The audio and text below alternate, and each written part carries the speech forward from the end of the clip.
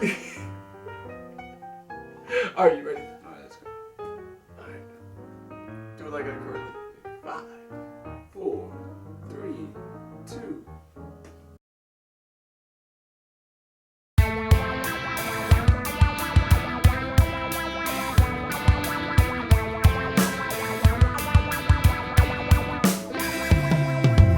Hello, ladies and gentlemen, and welcome to the Heavily Contested Podcast, the podcast where football is back, baby, and we gonna talk all about it. Yes, sir. Woo! Yes, Travis is right. Football is back, and preseason has just finished, so now we'll have a little bye week right before the season starts, which I think is a little tedious. I just want to get to football already. Yeah, I mean, I'm glad that we don't have the extra preseason game because it's really no point. Nobody's gonna watch all these preseason games. Yeah. But football is around the corner though, so there's not something for me to complain about. Nothing. Not for me either. So to start off the episode, actually, we're gonna talk about preseason. We could talk about week 3 a little bit, but we're also gonna just do an overall recap of the NFL preseason. So okay, so start off preseason talks. We have to talk about what happened yesterday. The Niners and the Raiders faced against each other. The Battle of the Bay again.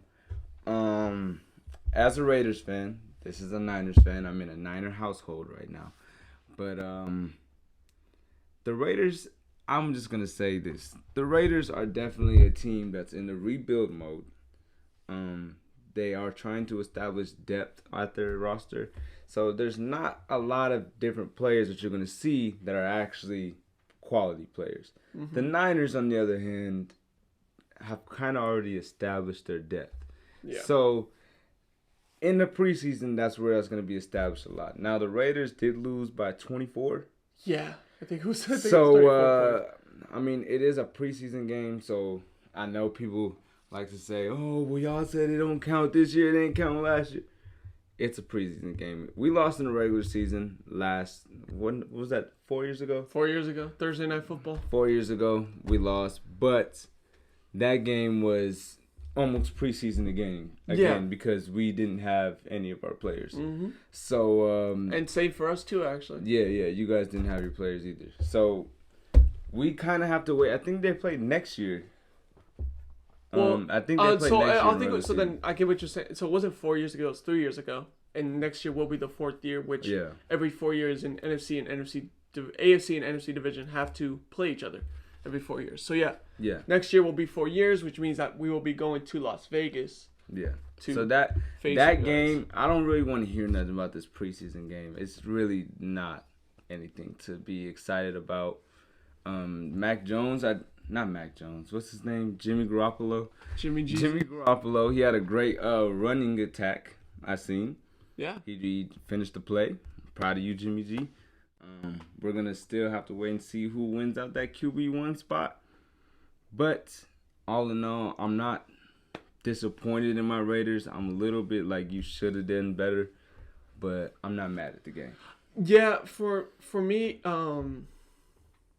like I can't judge too much on the Raiders there. It didn't look like you had too many of your guys in there. But what I liked that the Niners did is it felt like this was like a little bit of an experiment.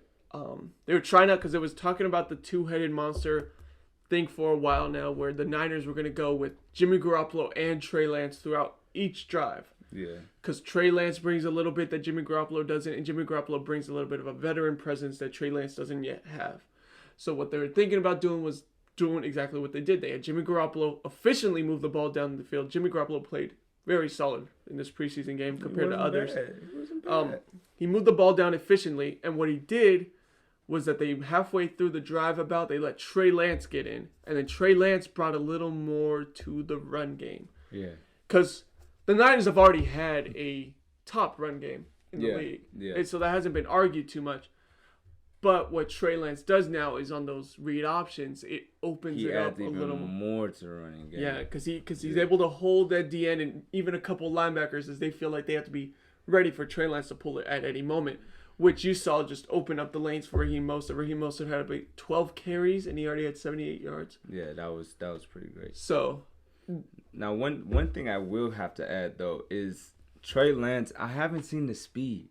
I didn't see from watching the game, I didn't see the speed that people were talking about. I see. So the one thing I'm going to say about Trey Lance is that his speed is a little different than like Russell Wilson's speed. Yeah. Or Lamar Justin Jackson's. Fields he showed a different speed. He shows quickness. Yeah. Trey Lance is more like Kaepernick. Colin Kaepernick was not. He's a strider. He's a strider.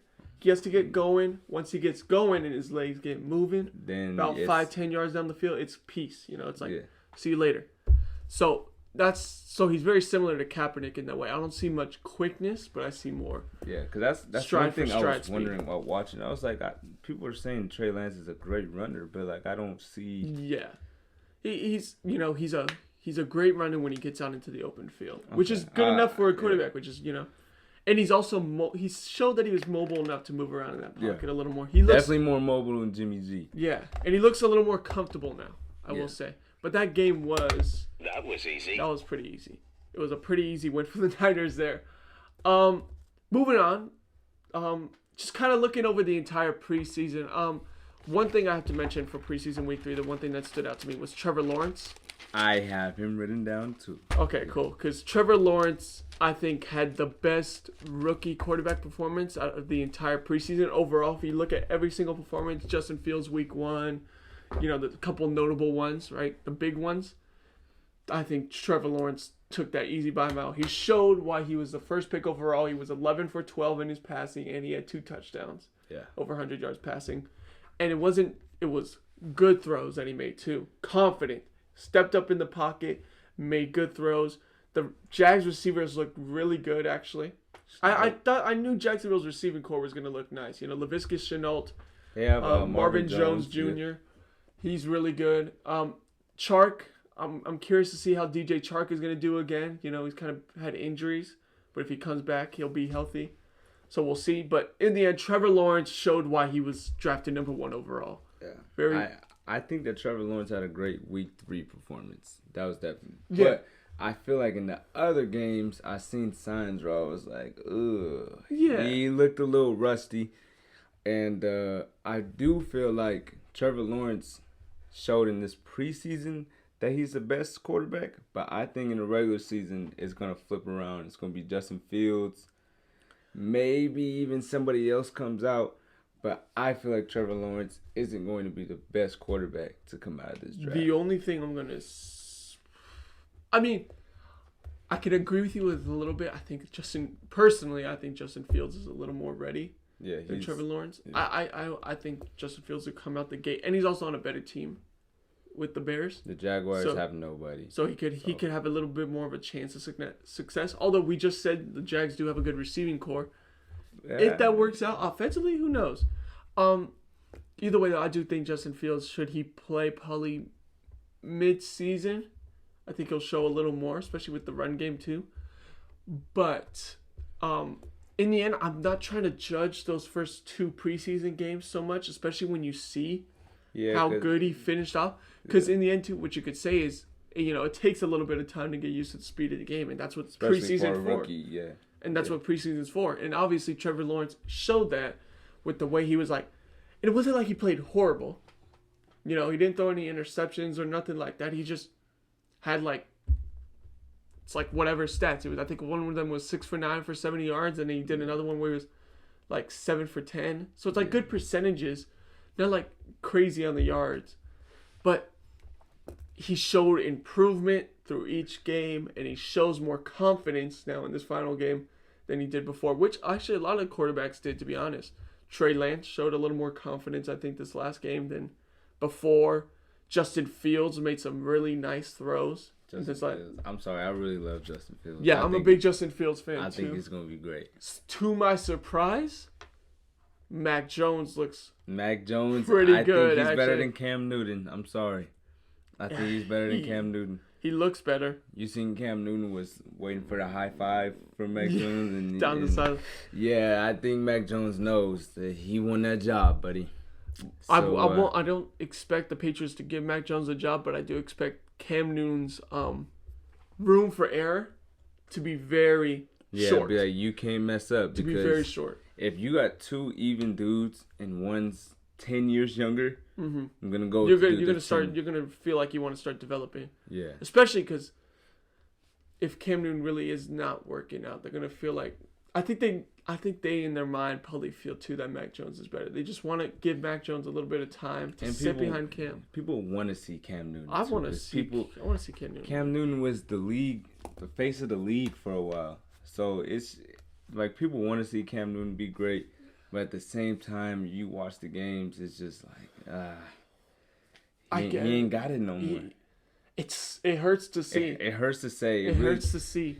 Like seeing where he's gone arm talent wise, and the thing is too is it's not like it's all injuries. It happened so suddenly, you know.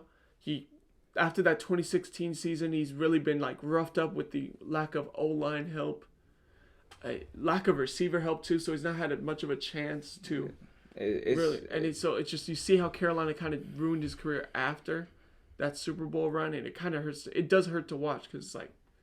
It's just not the same. Because as soon as they lost the Super Bowl, it was downhill. It wasn't like as rapid, but you slowly start to see it. And then I think it took a real big dip after the year. So they made it They made the playoffs in 2018, and Cam Newton almost went into New Orleans and won that game. If his receivers actually caught a touchdown pass, I remember a couple drops died for the ball. Yeah. So that one. But I think right after 2018, it just really fell off. And that Patriots year did not make anything better. No, it did not. And we don't know. You know, some people were talking about. I agree with that one. That Cam Newton looked amazing coming back, but what happened is of course COVID, and then that's the question is so how much of an effect did COVID have on Cam Newton? We'll see this year. Yeah, because it is possible that Cam Newton comes back and he's almost as good as he was in MVP year. It's possible. No, it's not out of the question. I wouldn't put it out the question. But Cam Newton, unlikely? This is your only year, and that's unlikely. Yeah. After this year, if Cam Newton don't do anything, and if he gets his spot taken by Mac Jones, I don't see any other team really going for him either. He's just gonna go on. I mean, he has another shot maybe with the Texans if Deshaun Watson don't work out. But, I would say more maybe Washington football team. Thinking that Ron Rivera is the coach on the Washington football team. If been there, knowing their history, knowing that they ended on good terms, I would expect that maybe that could happen. But yeah, we'll see. Now the last thing that I seen the most in the preseason. This is my last thing that I just, as a DB, I gotta mention his name, Patrick Surtain, whatever you want to say. That is going to be a boy. He is going to be something in this league. That was a great pick. I don't know if he's going to be as good as Jalen Ramsey, but he's definitely going to be one of the top corners off rip. Yeah. Like, there's no doubt about it. He looks extremely good right now for a rookie. Of course, it's preseason, so I'm not going to do too much of I'm not trying to judge many of these players too early when it's preseason. And especially after their first season, too. Yeah. Because, we both of us have definitely emphasized how quickly people try to judge these players. Yeah, it's and like even in preseason games, you're seeing how like people are trying to call these players busts or these are full-blown stars already. We don't know that. It's preseason, and it's also their first season. They're rookies, but we can also say from what we saw, what we expect from them. Right? I expect the same from Patrick Surtain. I expect him, much like how Trev does, to be a top corner in the league. Off rip, coming straight into the league, just becoming a lockdown corner. My only thing is, and I talked about this before, Denver chose Surtain over Justin Fields. Which is terrible. I think that is terrible. They have Teddy Bridgewater and Drew Lock. So no. The thing is, so how is that going to work out? We don't know. Like, will Patrick Surtain? He has a lot to live up to with that pick, because then it's going to be thrown back to, is Patrick Surtain good? Was he good enough in his career to be picked over a guy like Justin Fields or even Mac Jones? Does Mac Jones turn out to be a quarterback I think that's going to come back to haunt him. Because if you really think about it, defense does win championships. But at the same time, if Teddy Bridgewater is your quarterback, every single Super Bowl team has had a good quarterback, a decent quarterback. I wouldn't say that, actually. The only one I'd say is, to mention the Ravens, is Trent Dilfer. Trent Dilfer? How long ago was that? back in I think in the early 2000s, back when Ray Lewis led that first Ravens team to a Super Bowl. But that's the Ravens defense, the best defense of all time. Yeah. So that's the thing, though. You do need an all-time great defense to win without a good quarterback. Yeah. So then here's the question: does Teddy Bridgewater end up working out? We've seen Teddy at times show real promise. I have no faith in him. I'm sorry. Mm-hmm. And Drew Lock, we know Drew Lock. Some people might say that he was okay in the preseason, but also remember that's not the stars on the NFL team. Yep. So when he goes up against a Jalen Ramsey or a Budda Baker, seeing the division he's in, Derwin James, Tyrann Mathieu are some notable names. Yeah, to go against in that division. The Raiders have Casey Hayward now, which is a great DB, I think. So it's just. There's a lot of different people that you're going to go up against, and they're going to really test Drew Lock or Teddy Bridgewater. Yeah. So it's... although I have to say, I think I have a little more faith in Teddy. I think he could be good enough. And I think what Denver's trying to do is they're trying to bring back what they had in 2016, where even Peyton Manning wasn't good that year. He was actually more bad. Yeah. What Peyton Manning brought was... the reason why people argue this too, like, why did they go with Peyton Manning over Brock Osweiler that year? Because Brock Osweiler was a younger guy, had a better arm. You know, he was in his that was probably his prime year where he played. He played really good that year. So why do you take out Brock Osweiler for Peyton Manning? It's still Peyton Manning. It's what Peyton Manning brings mentally to the game. He's a great manager of the game. He knows how to adjust plays. So even in the run plays, he makes a difference in the run game because he'll know how to adjust plays. Yeah, audibles. Yeah. He'll know which plays work the best. He knows how to read the defense the best. That's what Peyton Manning is known for. So that's why they win with him. And they won the Super Bowl because of it, because Peyton Manning just had to be good enough to manage the offense, right?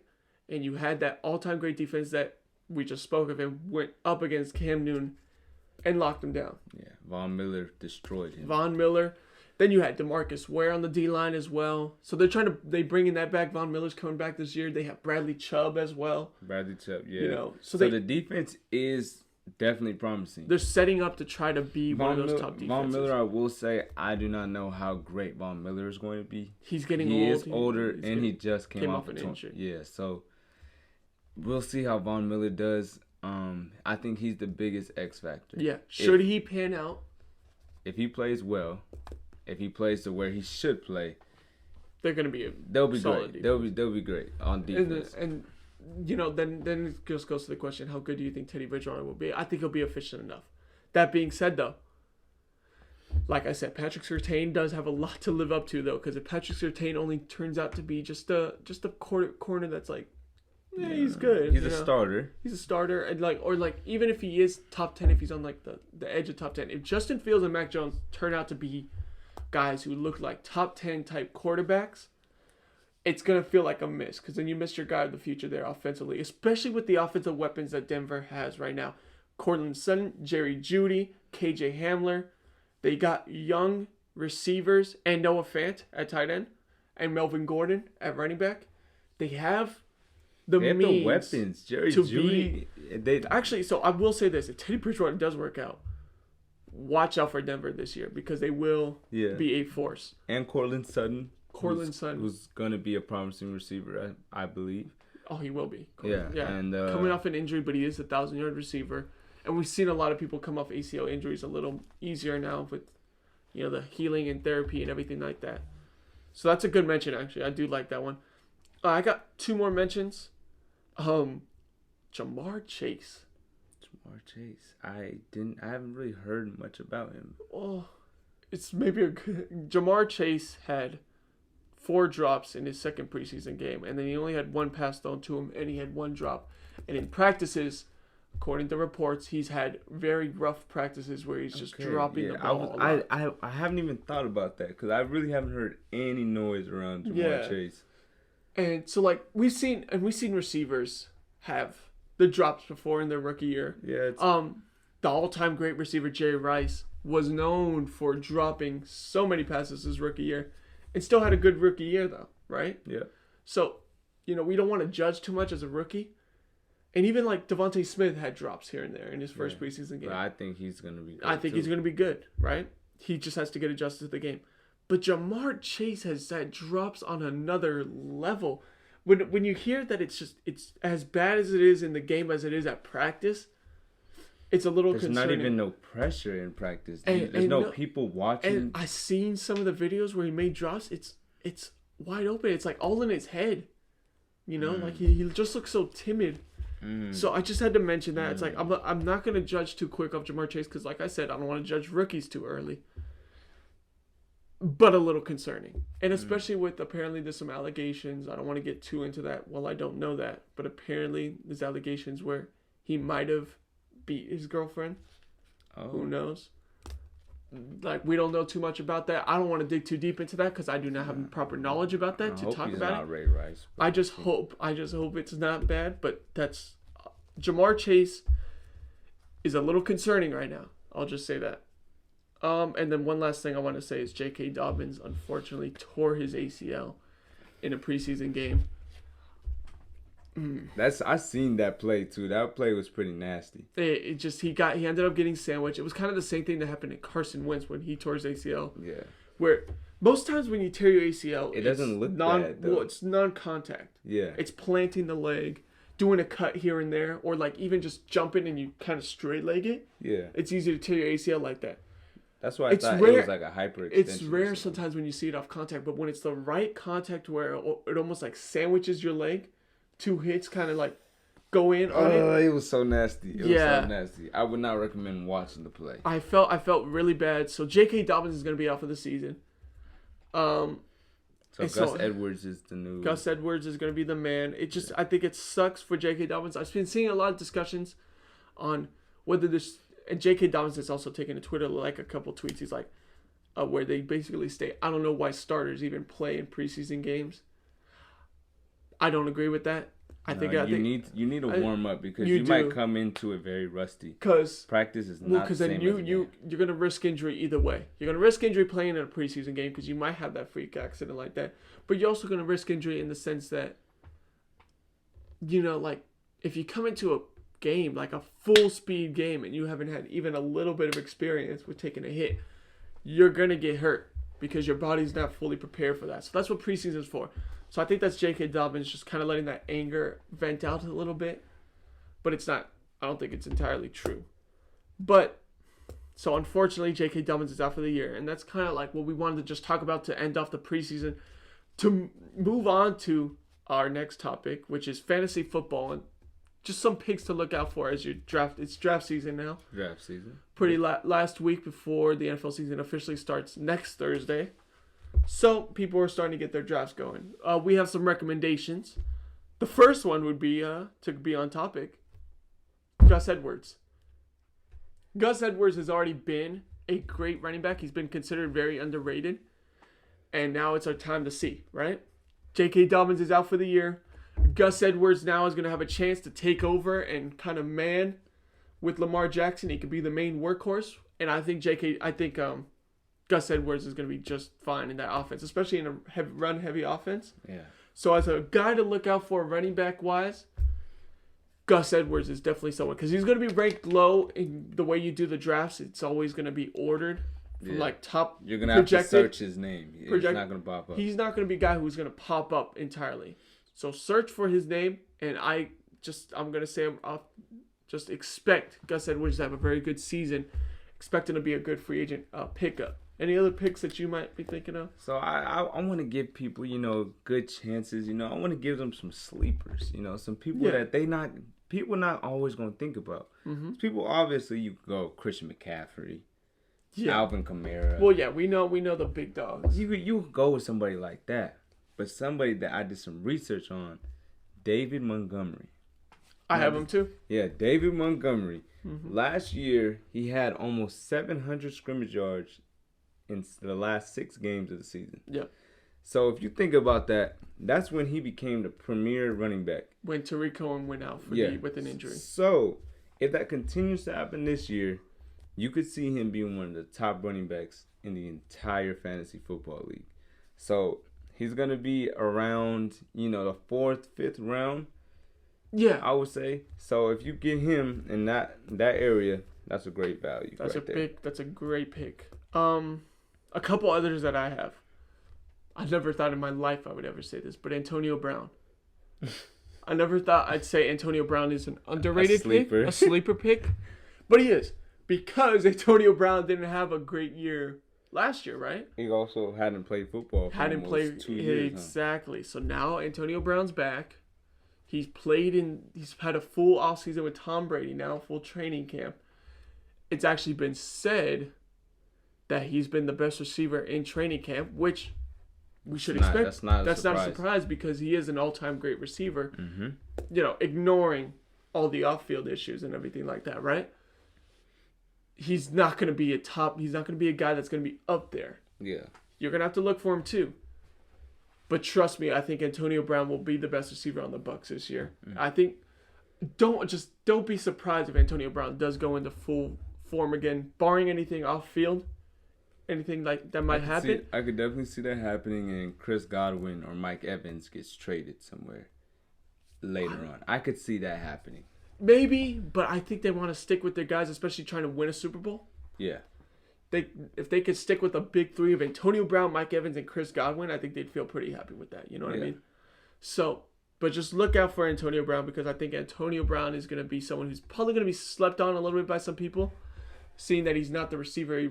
Last year he wasn't seen as the receiver he was, but don't be surprised if he turns back into that receiver that, everyone's known for like past 2018, that top receiver in the league. Now, I have another sleeper that probably nobody's thinking like this, but I want to come out and say it. I think that for a quarterback, one of the most sleeper quarterbacks you could get, it's going to sound crazy, it's Jalen Hurts. Now, listen, this is why I say this. Jalen Hurts has been going through a lot of adversity. Pretty much Carson Wentz was over him. They was basically saying, like, we don't know who. Then they decided, okay, we're going to keep Jalen Hurts. Mm-hmm. But they still treat him like they don't care about him. Yeah, they still treat him like they don't feel like he's the future. Yeah, so they've been saying, Deshaun Watson, we want him.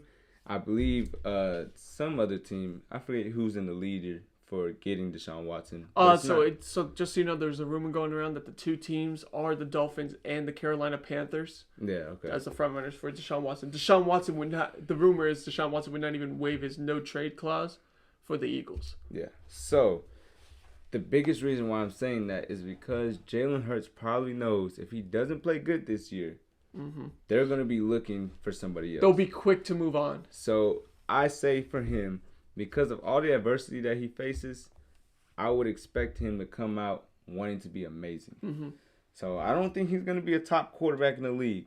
But, for as like a fantasy quarterback? Yeah, as a fantasy quarterback, I could see him doing a lot. And the one thing about Jalen Hurts that people underrate with quarterbacks is you got to make sure you go for a mobile quarterback. Yeah. Because quarterbacks are positioned, they shouldn't be your main point getters. They should be the running backs and the receivers that get you your biggest points. And the quarterback should be able to assist. But when you have a guy like Lamar Jackson who can run, who could get you rushing touchdowns, which are more points. I think passing touchdowns in most leagues are 4. Rushing touchdowns are 6. Yeah. So you want to have a guy who can also run the ball here and there. Jalen Hurts is definitely a guy I can agree with. And on top of that, you don't want a quarterback that gets sacked. Yes. Because sacks can lower down your points in some leagues, sacks can go against you. Another guy I want to go for in the quarterback position, Baker Mayfield. Baker Mayfield. Odell. With Odell Beckham coming back, he looked really good to end off the season. Baker Mayfield. I think it's not so much how you look at the overall season of last year when you talk about players. It's how they ended the season. Yeah. Like, what track do you think they're going to be on going into the next year, right? So David Montgomery, he didn't, he was all right at the beginning, but he ended off amazing. Really good. And then you got Baker Mayfield, who, really started off rough, and he ended off great, even into the playoffs, where he played really good in the Steelers game, and he looked good in the Chiefs game. He would have had an extra touchdown pass in that game had Rashard Higgins not fumbled or the head injury, of course. Or not the head injury, but the helmet hit. I know what you mean. They could have beat the Chiefs that game. He looked really good in that game. So Baker Mayfield just seems like he has confidence. And what I think is the biggest thing about that Browns team, the O-line. It's considered It's considered the best O-line in football right now. the hype is around that's going to be the best O-line this season. A lot of young guys, highly ranked guys though. So Baker Mayfield's going to have time to throw, and not only that, he's going to have time to throw to guys like Jarvis Landry and Odell Beckham Jr. And on top of that, Nick Chubb has emerged as one of the top 4 running backs in the league. Yes, so easy. There's no doubt that he'll be able to have space in the pocket, and on top of that, people are going to be confused on what it is, play action. They're not going to know what you're going to run. Yes, so 100%. Yeah. I do have some stay-away players. Okay. These are some scary players that I'm like, I wouldn't do this if I were you. I get you. So, my number one that I got to say is Julio and A.J. Brown. Both of them. This is the reason why. Julio and A.J. Brown are both wide receiver ones. So, and on top of that, they have Derrick Henry. So if you think about all that, we're not thinking about team wins. We're not thinking about, if they came close to winning the game. We're thinking about who's scoring touchdowns. So, in my mind, I don't see who's going to dominate the game. I'm thinking more like DK and Tyler Lockett.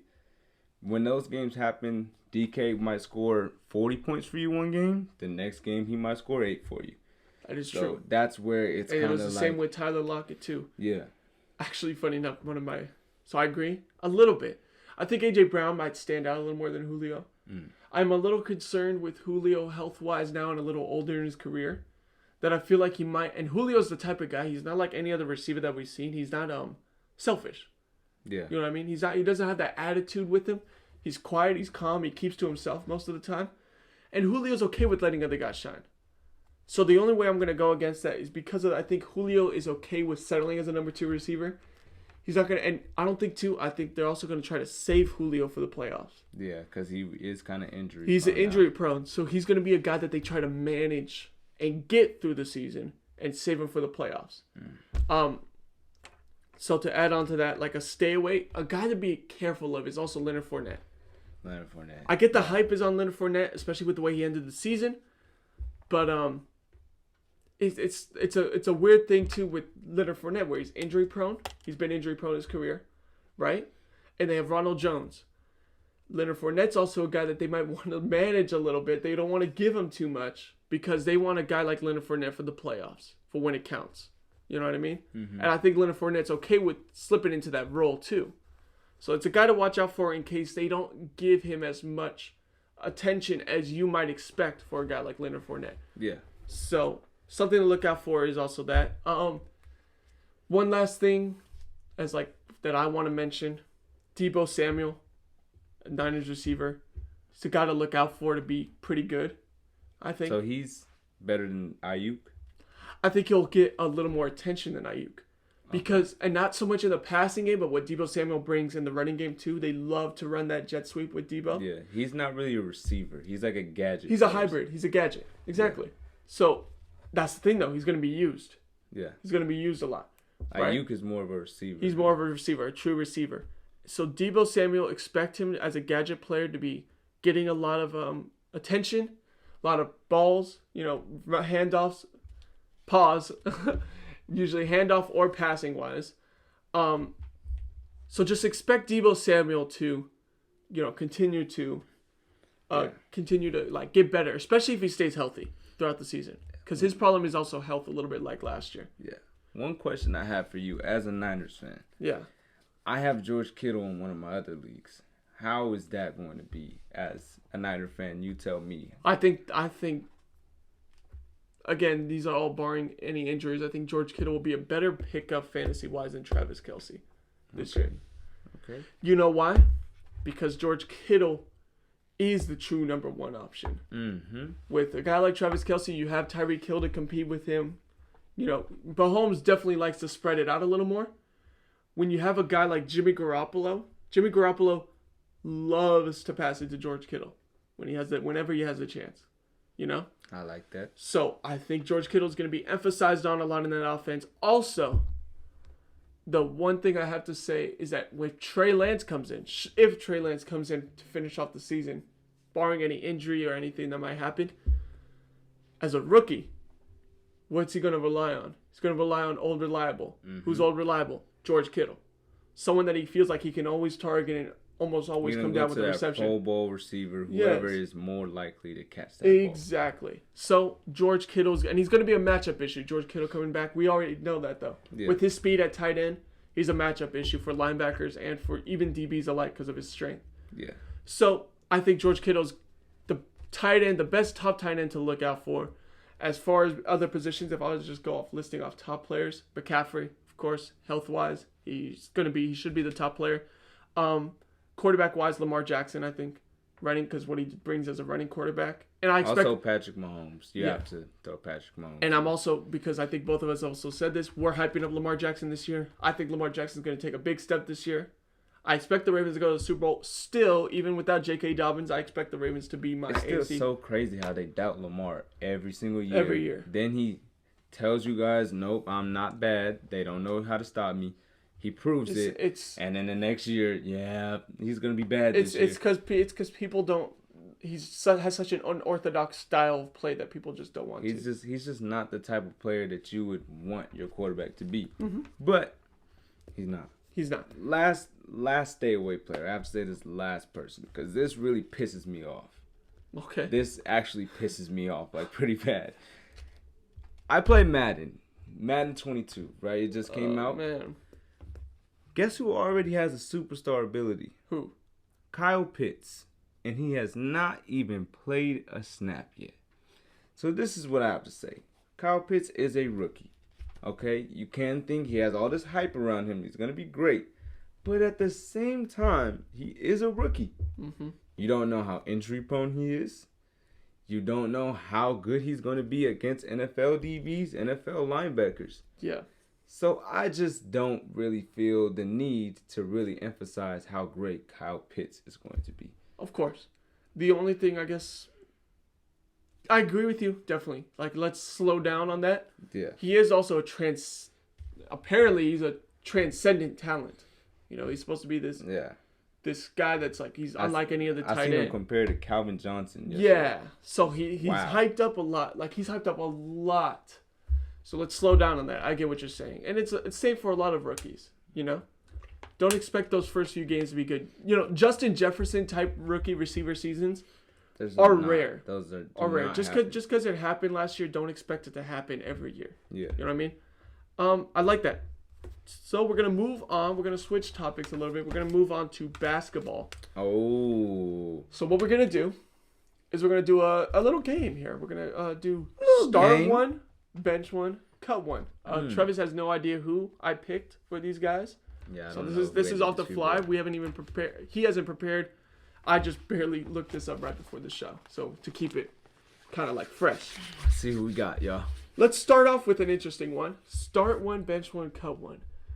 Damian Lillard, Kyrie Irving, or Russell Westbrook. Now Russell Westbrook is a Lakers, so I could be a little biased. That's here. exactly what I wanted to see. It could be a little biased. That's what I wanted to see. Kyrie is disrespectful to LeBron, and Damian Lillard was in LeBron's movie. So, if I really got to go through this, Kyrie's definitely getting cut. Because I don't like the way you talk to LeBron, first off. I'm sorry. You judging Damian Lillard off of being in his movie. He was in LeBron's movie, so I don't know. I can't cut him. I'm going to start Damian Lillard. Okay. I'm going to bench Russell Westbrook. Okay. And I hate you, Kyrie Irving. That's so good. Bye. I at least you were a little good because Damian Lillard is. I don't think all-time Westbrook is worse than Damian Lillard. All-time Westbrook is definitely better. Yeah, than Damian but Lillard. Right now, it's especially after that playoff series that he had with the Nuggets. You have to say Damian Lillard is better than those two, and he's a top 3 point guard, if not number 2. Yeah. Right. For me, I have the same listing for a different reason though. It's not because he was in the movie. No, I don't care about that. First of all, Russell Westbrook's extremely underrated. He's come to the point where he's underrated now. Like, you guys underrate triple doubles. Like, that's not easy. That's not easy to do. To get 10 rebounds, 10 assists, and double-digit points in a game is extremely hard. And Russell Westbrook does that night in and night out. He averaged a triple-double this season. Again, I think it's the second time in his career maybe that he's done that. Or third. It's the third. If it's the third, even then, that's insane to do as a point guard. He's got great energy. I love the energy Westbrook brings to the team. The players love him. I don't know where this whole thing came in where he's like he brings players down. No, players love him. Everybody loves him. Everyone loves him, and players improve when they play with him. It's been proven, right? Kevin Durant has his best MVP season with Westbrook. You know, he's okay with being that second guy. Yeah. You know. So look out. I just gotta say this one more time. Look out for the Lakers. It's gonna be crazy. So it's crazy. For me, Damian Lillard, Russell Westbrook, Kyrie Irving. I already said Damian Lillard. We saw what he did in that playoff series as a shooter. Damian Lillard as a finisher. He's a okay facilitator. You know, he's not like one of the best as a point guard, but what he brings as a scorer and also defensively, he's actually a good defensive point guard. I have to put him up there. The reason why I'm not going Kyrie Irving at either of those spots in bench or start is because Kyrie Irving is a guy I feel like I can't rely on. I don't like him. I just don't like him. Okay. He's just not. I don't hate him as a person. I don't. I think Kyrie Irving is actually a very good person. He's kind of a little misunderstood. But can I rely on Kyrie Irving to be with me all season long? He does get injured, and he could just be like, I don't like your team. And he could just, head out for a little bit, right? Yeah. I'm a little unsure about that. That's the only reason. It's because Kyrie Irving, I feel like, is not a guy I could trust to be with me the entire season. So when we're doing these start one, bench one, cut ones for the entire season and playoffs included. Yeah. Like if we were to have a start of season right now, who do we want? I can't trust Kyrie Irving to be there every single game. This is the reason why. Have Damian Lillard. Got to. And you have to have Damian Lillard.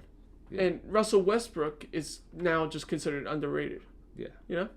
People forgot about him because he went to the Wizards. Exactly. So, I can't go with Kyrie Irving because I can't rely on him. Although I do think Kyrie Irving, had he showed a little bit of better leadership as well, I'd argue that Kyrie Irving could probably be better than Damian Lillard for what he does as a facilitator, as a ball handler, and as a scorer. He's a great mid-range shooter and a finisher.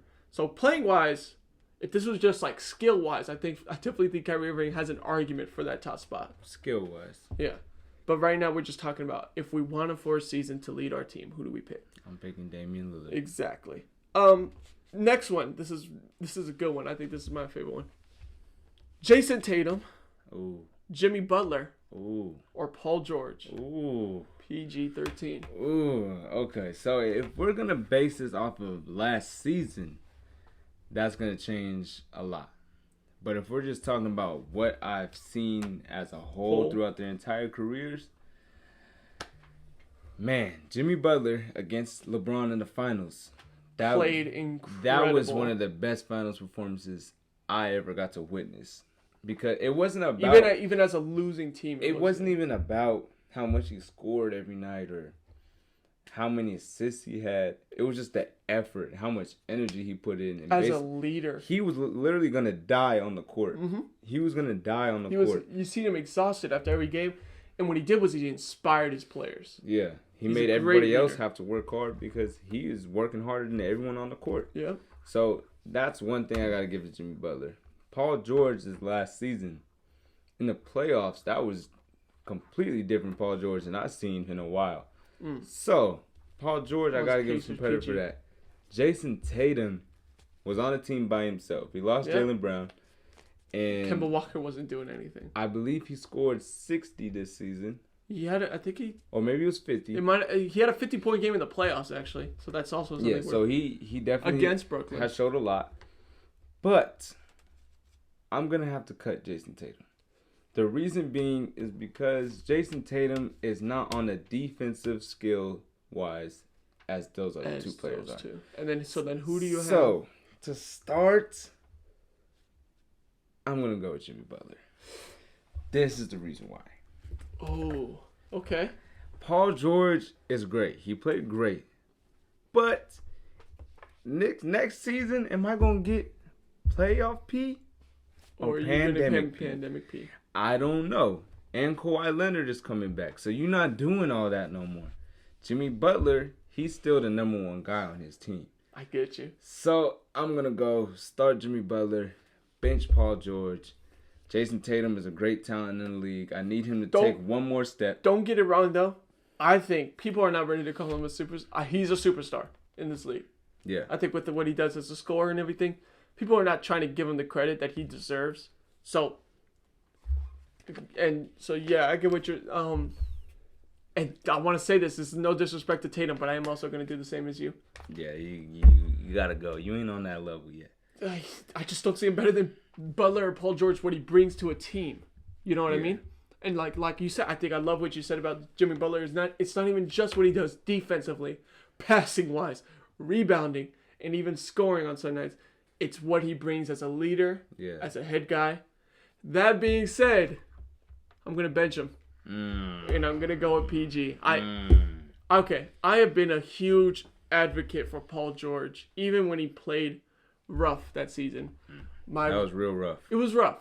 But what I'm going to say is Paul George was coming off of those big shoulder injuries. Yeah. Big shoulder surgeries. Shoulder surgeries. I said that wrong. But either way, he was coming off of those big injuries. And I said this before. It's weird for a guy like Paul George or many other players when they have to resort to being the second scorer. Yeah. Because PG, his whole life, or his whole life, oh my God. His whole life from middle school, high school. Although it is probably true. I was going to say, his whole life, he probably been the best scorer. I might not be wrong there. But you know what I'm saying? So Paul George, his career on the Pacers, and even on the Thunder, when he went to the Thunder, he was the number one scoring options for both of those teams. Why? Because he's Paul George. He's Paul George. You know, he was aggressive on those teams. You know, he knew he was the guy, so he had that energy. When he went to the Clippers that first year, it felt weird. Having to sit behind Kawhi Leonard, or not sit behind him, but kind of take a back seat and let Kawhi Leonard be the guy. Kawhi Leonard just won a championship. You can't compete with that. You can't compete with that. So he let Kawhi Leonard be the guy. So again, it's a little interesting. It was probably a different feeling for him. So I don't count that season too much against him because it's hard being that main scoring guy to being that number two. Yeah. I think what happened, Paul George is actually going to have a better season next year than this past year. You know why? Hot take. You know why? Because Kawhi Leonard's not there. Because he's going to have to be the main guy. And because he's going to be more aggressive now that Kawhi Leonard's not there. We saw what happened when Kawhi Leonard went out against Utah. What do you do? How long is Kawhi Leonard out? He's going to be out probably until the last 2 months of the season. Dang. I would say. Dang. Like, don't expect... Here's the one thing about the Clippers I'm going to say. Watch out for the Clippers because of this fact. The Clippers are going to probably be a lower seed because they don't have Kawhi Leonard. They're going to be good enough to make the playoffs, though, right? Then as soon as they make the playoffs. As soon as they make the playoffs, and if Kawhi Leonard has some time under his belt to have been warmed up, we could see the Clippers make a run like they should have made this year. Yeah. Right? But here's the thing. Not going to beat the Lakers, but... I don't know. But I'm just going to say this. We saw what happened when Kawhi Leonard went out against the Utah Jazz, right? After Game 4, what happened in Game 5? Paul George goes in and he drops 35, I believe, right? Then he goes in the next game and he drops another solid 27, I think.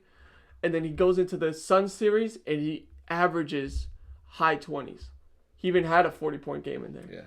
Right? Paul George did take over. And the thing about Paul George is I feel like he's tried to settle too much as his game is a three-point shot.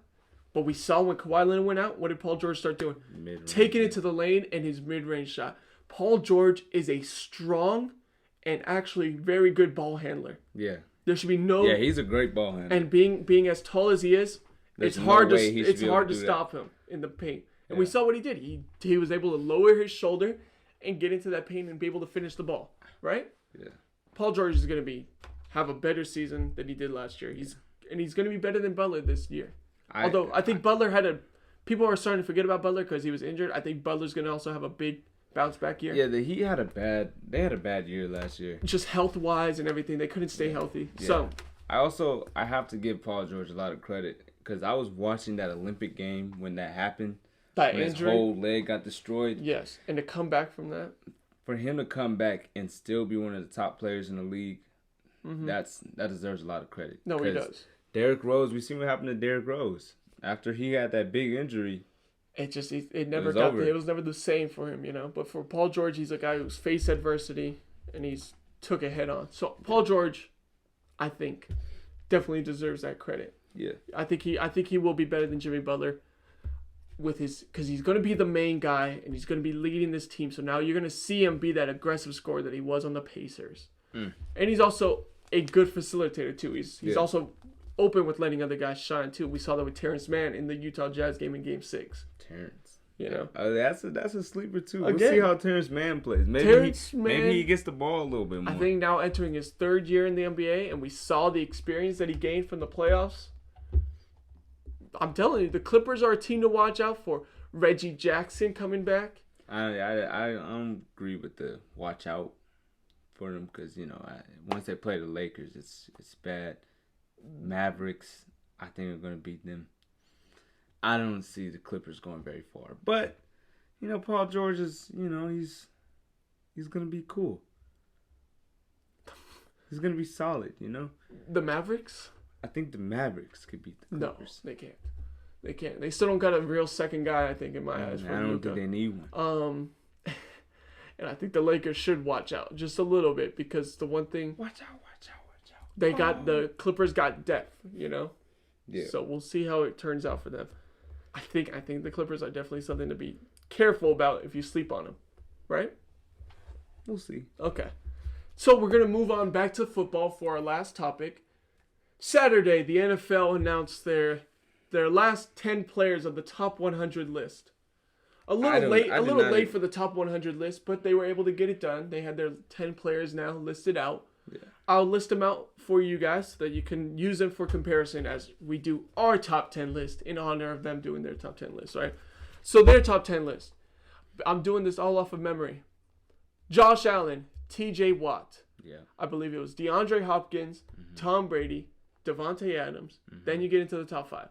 Travis Kelce, Derrick Henry, Aaron Rodgers, Aaron Donald, Patrick Mahomes is number 1. Considered the top player in the NFL by critics and players themselves. I think it's just a player. It's just a player chosen list. So the players themselves chose Patrick Mahomes as the best receiver.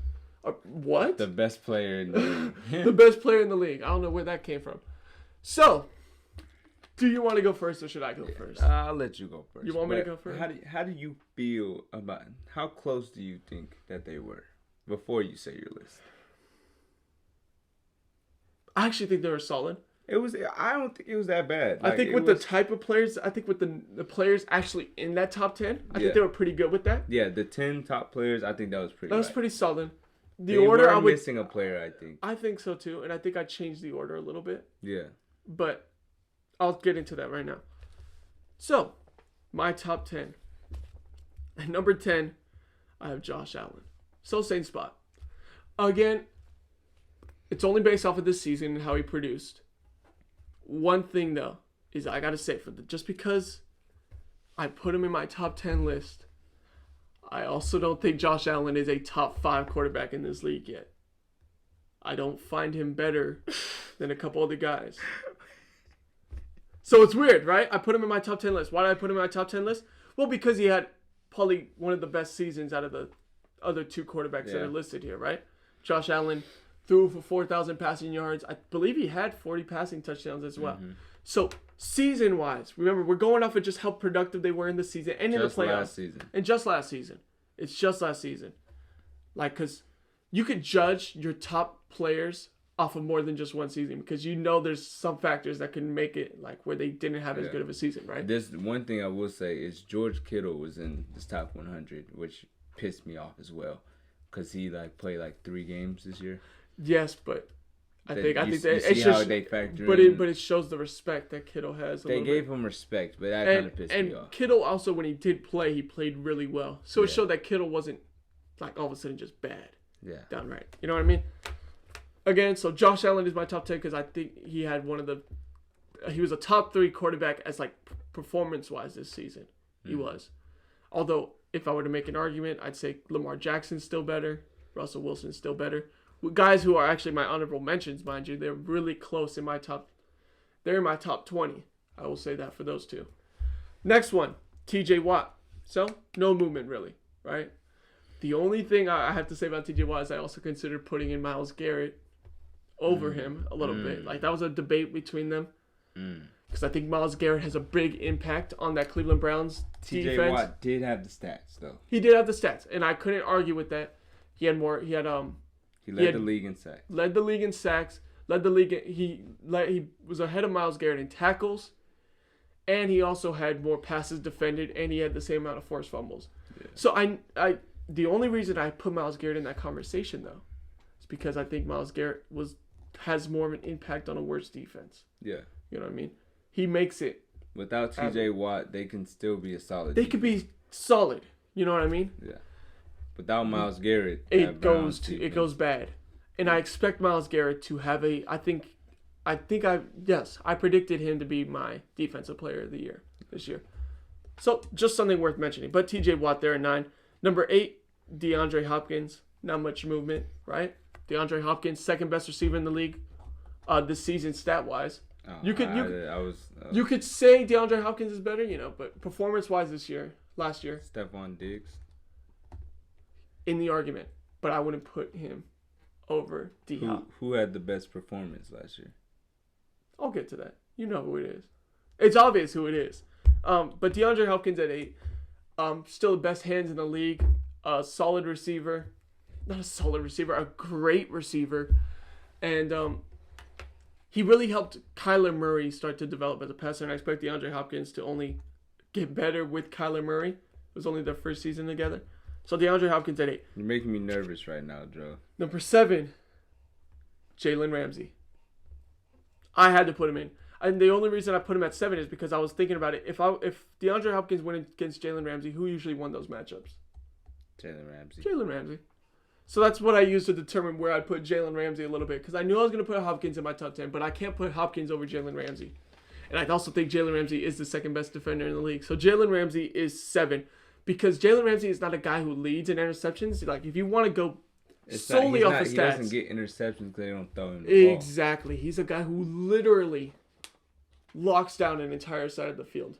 Mm-hmm. Right? And because if you want to go off interception, it'd be Xavier Howard.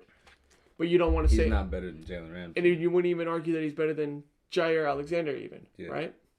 So, I think Jalen Ramsey deserves a lot of respect. I do think he is a top 10 player in the NFL just because of how he literally locks down an entire side of the field. Number 6, Travis Kelce. I think Kelce was just one spot higher than it should have been. Okay. For Kelce. I don't like him being over one other guy. The rest of the list is the same, but I don't like him being over one other guy. Again, though, Kelce should be praised, having the most receiving yards in a tight end in a single season, having a great receiving season as a tight end. Kelce kind of took back that top tight end spot that Kittle took back in 2019. Kind of took it back this year. I just had to move him one spot down only because I don't think he's better than Davante Adams this year. Davante Adams was the best receiver this year. And I've been saying for years, so this has kind of been for me, this has been building up. I have been saying that Davante Adams is a top 3 receiver even when it hasn't looked like he was because of injuries. And again, that's what we have to factor in, right? He wasn't there for the full season. But when Davante Adams was there, he was unstoppable. Davante Adams as a route runner, as a speedster, as a actual contested pass catcher, I truly believe he's better than DeAndre Hopkins right now. As a pass catcher, as a route runner, hands, everything. Davante Adams, he's very Jerry Rice-esque, I feel like. With that speed, that run out to the catch. So I see a lot of Jerry in Davante. I'm not going to say he's going to be as good as Jerry Rice, but I'm saying playing style-wise, and also it just shows in the season stats, with leading the league in touchdowns and also top 10 in yards. Davante Adams, I don't think it should be a question that he's the best receiver in the league. So I put him at 5. Number 4, Derrick Henry. Now, I'm going to say this. 4 and 3 are interchangeable for me. Number 3 is Aaron Rodgers. As I say this, I'm actually going to switch it up right now in my mind. I was really debating this and I wasn't unsure going into it, but I am going to switch it. Aaron Rodgers is 4. Aaron Rodgers was the reigning MVP this year. You know, he led the league in passing touchdowns.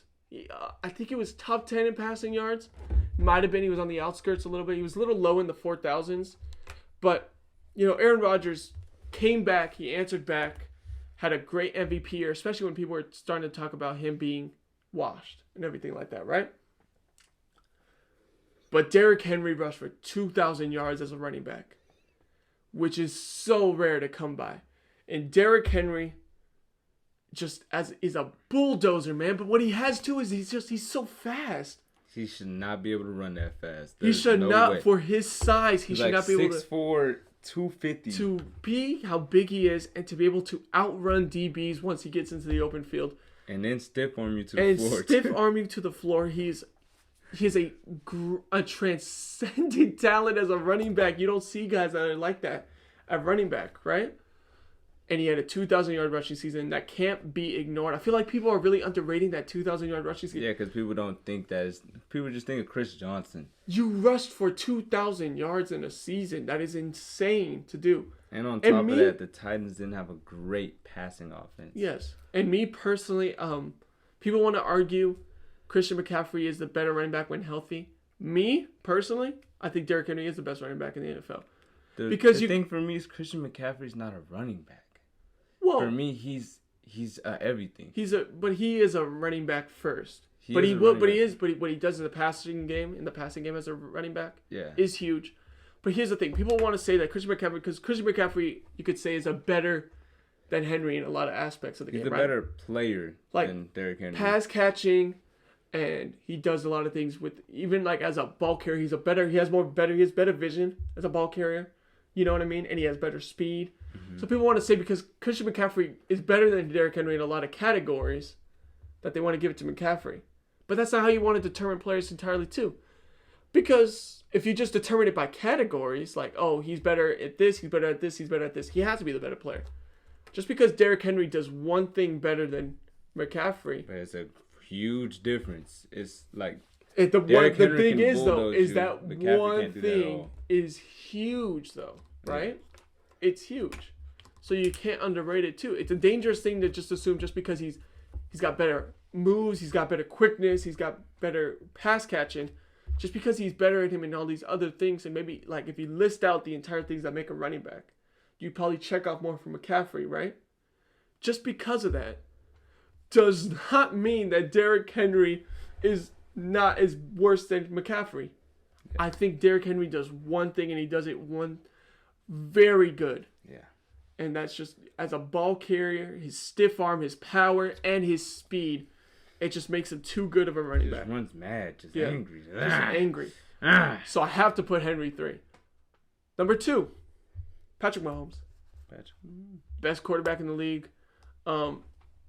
Obviously, that's what he does as a passer. He's very Aaron Rodgers-esque. He's better than Aaron Rodgers right now early on in his career. You know, because he's even more mobile than Rodgers, and he has an even bigger arm than Aaron Rodgers as well. Mm-hmm. You know, he's got a cannon, and he can throw at any angle. So Patrick Mahomes, and it doesn't even need to be explained. I don't want to get too deep into it because it's already... Patrick Mahomes. It's Patrick Mahomes. Aaron Donald, number 1. Why? Because it's Aaron Donald. And I've been saying this before. Aaron Donald is the best player in the NFL. He's been the best player in the NFL probably the past 4 seasons, I would say. They don't want to give it to him because they gave it to him the past few seasons. But he deserves it. No, he deserves it. Aaron Donald is the best player because he had 13 sacks this year as a defensive tackle. That's crazy. As a defensive tackle. He's actually 1.5 sacks behind T.J. Watt. T.J. Watt, who's a defensive end.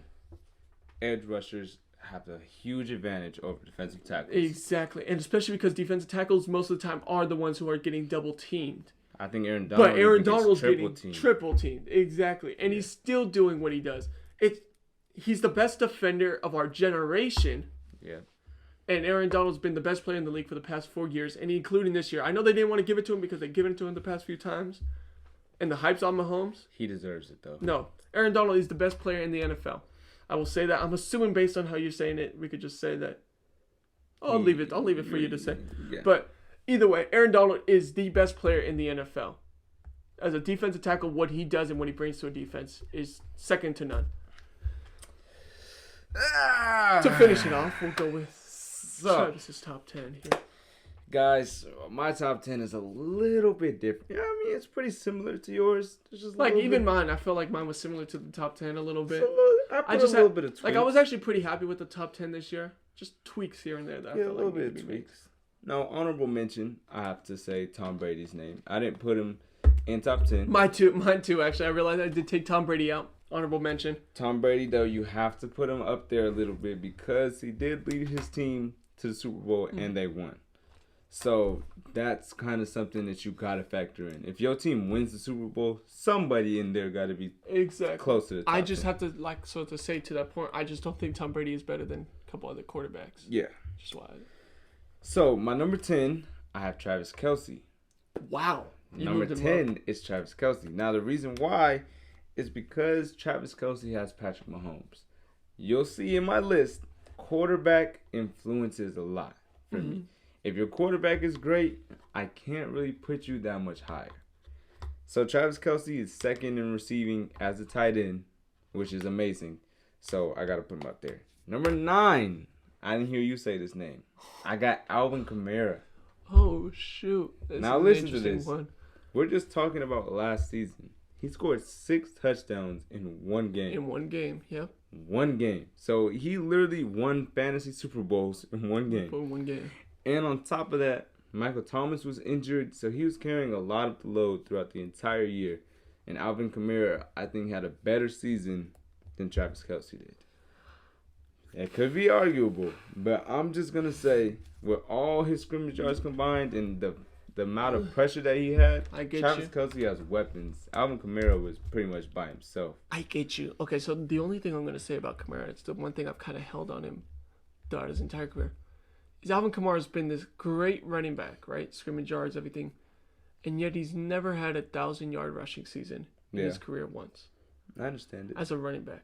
He is primarily... He's like a primary pass catcher as a running back, you know? But, like, I want to see both. I want to see both. Like, I want to see... My top 10, I feel like I have to see something really big this season. Like, the reason McCaffrey was in the top 10 last year, and higher than Henry even though he wasn't the leading rusher, is because he had 1,000 season. Mm-hmm. You know what I mean?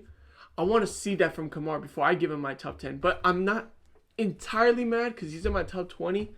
But, I mean, I wouldn't put him over a couple guys, I'll be honest. But keep going. All right, so number 8, I had T.J. Watt. T.J. Watt, leader in sacks. You got to give him his credit. He thinks he should have won Defensive Player of the Year. He shouldn't have, but... Nobody agrees with you. I'm sorry. But you had a great season. The Steelers' defense is very good. And I got to give him a little bit of credit. And number 7, this is where Dro is going to be a little pissed off. I have Devontae Adams. Yeesh. Oh, bro. Now, the reason why I have Devontae Adams, you will find out later. But obviously, Aaron Rodgers is going to come later in this list. I saw that's what. So, being that he had the MVP, I can't put you that high, buddy. Because there's another player who's on here whose quarterback is not on this list. His name is DeAndre Hopkins, coming in at number 6. So, now a lot of people like to argue and say Devontae Adams is better than DeAndre Hopkins. But who's throwing DeAndre Hopkins the ball? Kyler Murray. Kyler Murray, Aaron Rodgers. Are they even close to each other? Aaron Rodgers. Kyler Murray, he's definitely down there. But he's a top 15 quarterback. He's above average. Maybe top 10 even, if you want to bring in everything that Kyler Murray brings. Yeah, he's an above average quarterback. But Aaron Rodgers definitely has a bigger impact on the game than Kyler Murray does. So that's why DeAndre Hopkins is over Devontae. It's very debatable who's better. From what I see from Devontae Adams, I see a better route runner. I understand that. And I see speed that's like on another level. Like, Hopkins is actually very fast. I think that's one of the more underrated parts of his game. But I do think Devontae Adams is faster. Mm-hmm. And Devontae Adams, he's one of the top route runners in the league. And he's a smart receiver. He knows how to read the offense, which is thanks to Aaron Rodgers. He runs the best routes in the world. Yeah. Honestly. So, but okay. But yeah. I can't argue with Number 5. I rest my case. I have Mr. 2K, man. This is Derrick Henry. Now, Derrick Henry comes in at number 5. Now, this is the reason why. There's a player there. There are 4 players over him. The only reason why he's not on there is because my list is mainly how much you impact your team. Okay. So Respectable. Derrick Henry has a great impact on his team, but Ryan Tannehill is very solid. AJ Brown is very solid. So I feel like it's very hard for me to just give you all of that credit. Okay. But for me, so I'm going to take opposite of that. The reason why I'm going to give Henry a lot more credit is because I think Tannehill and all those other guys succeed because of Henry. I don't think it's Henry succeeding because of those guys. Yeah. For me, that's why I put him a little higher, but okay. It just depends on who you put above him. Yeah, he's in the top 5. Number 4, you know what position I play. I'm a defensive back. I got to put Jalen Ramsey. Oh, my God. That's way too low. Now, Jalen Ramsey, he had one of the most amazing seasons from a DB that we've ever seen. Very comparable to Darrelle Revis and Champ Bailey and all-time greats. The reason why he's on there is because the Rams would have lost a lot of those games had Jalen Ramsey been off the field.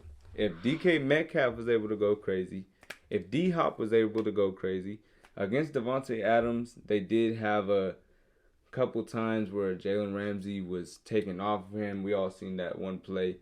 They didn't have Jalen Ramsey man-to-man on Devontae. I don't know why. But a lot of times he was playing zone. Mm-hmm. So he wasn't able to take away Devontae Adams. But if that was the case and we switched it over, I think that the Rams could have had a chance to win that game. Now, number 3. Man, okay. Just commenting real quick. That is really high. I vouch for Jalen Ramsey getting into the top 10. But putting him over a couple players who I think just had a bigger impact. I think they would have lost the games without Jalen Ramsey. I think it's the same with those other players. So like even over Henry, you put him over Henry. Yeah. This season, Derrick Henry rushed for 2,000 yards. No. He's the 3rd best player in the NFL based off of last year, I think. Nah. Okay. Well, you know. Nah, I'm sorry, I can't do it. Okay. Number So 3, gotta have the MVP in there. Okay. Aaron Rodgers. Aaron Rodgers had an MVP season. He is going to be over Devontae Adams, definitely. Mm-hmm. And because Aaron Rodgers is at number 3, I can't put Devontae Adams too close because then they should have won the Super Bowl. In my eyes. I can't put you guys too close to each other because you should have won. Because players do count in these lists, especially when they're made. Yeah. You know? So, for that reason, that lowered down Devontae a little bit. Number 2, similar to Joe. Okay. Aaron Donald. I'm not Aaron Donald. Patrick Mahomes, and then Aaron Donald. Okay. Aaron Donald is a little bit different than Jalen Ramsey. His stats are great, but Aaron Donald is the most talented player that I think we have in the league. By far, he could do. And if you wanted him to go cover somebody, I think he could do it. He has enough speed to be able to cover probably a slower tight end. Not no receiver, but he cover a running back. He could drop into zone should a play. Yeah, I just feel like he's barely 6 feet. I think he's 5'11", and he's beating dudes that are 6'5". No, yeah, 6'6". Exactly. Just bullying them and throwing them, putting them on their butt. No, I know. We both talked about how much we think Aaron Donald is just a top level talent as a defender too. He will go down as the greatest defensive tackle of all time. Yeah, definitely. I don't think anyone else. Oh, and one more thing to my list. An honorable mention. This is going to be weird for some people. Okay. I don't know where he was ranked in the top 100. But if we're just talking about the season that people had last year, honorable mention is going to be Justin Jefferson. Now listen to Now listen to this. Justin Jefferson is on the Vikings. Do you watch Vikings games? I do, in fact. You watch Vikings games? I do, in fact. Let me know if you guys have ever watched a Vikings game. But I was not watching a Vikings game before Justin Jefferson. And he, I believe, is ranked like number 4 in receptions for the year as a rookie, which has to play into the story a little bit. So for me, he would be in my top 20 list because of the receptions that he had. Interesting. I would not put him that high because I think there's Stephon Diggs deserves more of an honorable mention than him, I believe. Stephon Diggs, first of all, led the league in receiving yards. Should Stephon Diggs repeat that? I think we both expect him to. I think we expect him to do a little better this year, actually. He'll be up here in this top 10 list next year easily. Yeah. I think people just aren't giving him enough respect. The reason that Stephon Diggs is they have a great defense and he has a really good quarterback. He does. So it's hard, and they didn't win that much. They went into playoffs, but the talent that they had should have got them a little further. You think it should have got him to the Super Bowl? I think it should have got them to the Super Bowl. Right. I think they should have been able to beat the Chiefs. Okay. They have more talent than the Chiefs. The only comment then on that, Josh Allen being left out of the top 10, that's a bit of a... I don't know about that one because you put Kamara in. So basically you replace Allen with Kamara. Mm-hmm. And then you replace Brady with Ramsey. Mm-hmm. I agree with Brady with Ramsey because that's exactly what I did too. I inserted Brady out of my top 10. So you think Josh Allen's over Alvin Kamara? Yes. Based on the seasons that they had this year? Definitely. I think so.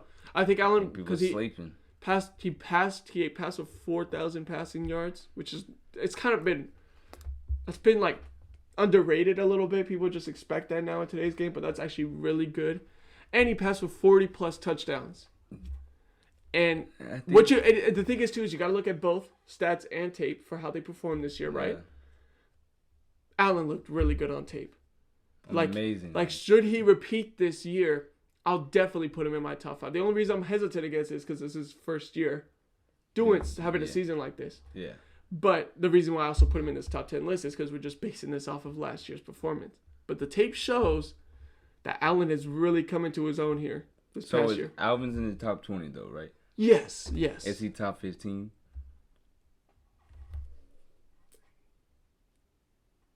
He's cutting it. He's barely maybe. Because you got to think, because I'm thinking about who I moved out here. Brady. I want to put Myles Garrett over him. I want to put Stephon Diggs. Myles Garrett over Alvin Kamara? Yeah. I think I would. No. But the one thing I gotta hold over Alvin Kamara is as a rusher, he hasn't done as much as he is a receiver. Yeah, I understand. So you could put the whole 6 touchdowns in one game. That's cool. That's cute. 6. Hey, that's cute. That's cute. He's not a quarterback. That's cute. That's cute, bro. But like, I don't know. I can't put him over many other guys. Also, an underrated option. I think Nick Chubb is better than Alvin Kamara. I think Nick Chubb has not been able to put up the full numbers that he's been able to put up because he's been hurt. Oh, he's actually grabbing the keys. All right, guys. I'm gonna head out. Let's see you draw. Is that Nick Chubb? Yeah, I said Nick Chubb. Over Alvin Kamara? Over Alvin Kamara, any day. Nah, as a running back, yeah, but as a player? Yes, 100%. Because Nick Chubb has not had the chance to put up the full stats that he's, that he's able to. I think he only played 13 games last year, and yet he was third or second in actual total rushing yards. Nick Chubb is probably the most efficient running back out of all of them. Should Nick Chubb be healthy for a full season, I think he even gives Derrick Henry a run for his money. Because Nick Chubb he's averaging the more yards per carry than all of them. And yards per game than all of them. Nick Chubb is just way more efficient. And I think this year he will take that top 10 spot. Why? Because I think they have the best O-line in football. And barring any injuries, Nick Chubb will be there for the full season to be able to put up big numbers. Nick Chubb is the second best running back in the NFL. I will say that right now. I'll stand by it. He's better than Christian McCaffrey? Yes, I'll stand by that. I think Nick Chubb. I'm writing really high on Nick Chubb there. That's my. Yeah. So I have to put Nick Chubb over Kamara. So I don't think Kamara might barely make my top 15, but it's an unorthodox pick. I know, but I have to put Nick Chubb up there. Can we also stand on the fact that we need some more linebackers in this league? We don't have. Well, we need more respect for linebackers. But there's not that many great linebackers in this league. Fred Warner was in the top 20. I said there's not that many. Okay. Fred Warner, Darius Leonard. Bobby Wagner, Darius Leonard, and what's his name? Wait, what team? Just give me the team. Wait, I can't even think of it. I think those are the main guys. Eric Kendrick's a big one from the Vikings. He's a solid one. He had a good season this year. I'm just saying, there's no Ray Lewis. We don't have a Ray Lewis. I get what you're saying though. We're kind of missing that part of it. Luke Kuechly was the closest guy that was that dude. Was the closest guy that we had to that. But yeah, I get what you're saying. Fred Warner's not. But he's young. He is young. He has room to get better. Fred Warner, and Fred Warner's a little different than Ray Lewis. He's more of a coverage linebacker, and he's a good coverage. I want to see a linebacker in the top 10. I want to see that. Should Fred Warner repeat his season or even better? I expect Fred Warner to maybe inch into that top 10, maybe. But in the end, here's the thing. The linebackers don't get enough respect in those top 10 lists. Apparently, Michael Parsons should be one of the people in this upcoming draft to eventually the Cowboys, right? Is that Cowboys? Yeah, the Cowboys. Yeah. I could see that. I could definitely see that. Although the Cowboys right now are in a situation where they got way too many linebackers, I think. Yeah. They got Van Der Esch, Jalen Smith, and now their guy who they just drafted. Yeah. Right? They're going to move on from someone midseason. Don't be surprised about that. Anything else you want to add to these lists, or you feel good? Yeah, I mean, Stephon Diggs, I like him a lot. Tom Brady, he's the honorable mention. You have to mention. Yeah, that's pretty much it. I think Darren Waller's going to be up here. No. Darren Waller's going to be I don't think he top 20. I want him to be top 20. I think he was 33. I want him to be top 20. I think with Kittle coming back, he's going to be moved a slot down. But that being said, Darren Waller is a great tight end. I could see him being in the 20s maybe a little bit. I want him to be not in the top 20, but like in the 20s. I want him to be top 20. I think he can do it. I don't see that. I don't. Because if he's top 20, then Kittle's top 5. That's just how it works. That's how the list has to work. Anyways. And then Kelsey as well. Anyways, guys, I appreciate you guys watching this episode. Yes, so that's it. Actually, so I guess we could both say that we didn't really hate the top 10 list this year. It wasn't bad. It wasn't bad, actually. It just needed a little bit of organizing. I feel like in our eyes. And Tom Brady in the top 10, I can't. Remember, so these are our opinions. That's too You can much. Feel free in the comment section to leave your own top 10 should you want to. Let me know. Let us know. But again, we want to thank you guys for tuning into this episode, sticking through for the entire episode as well. And we'll see you guys next time.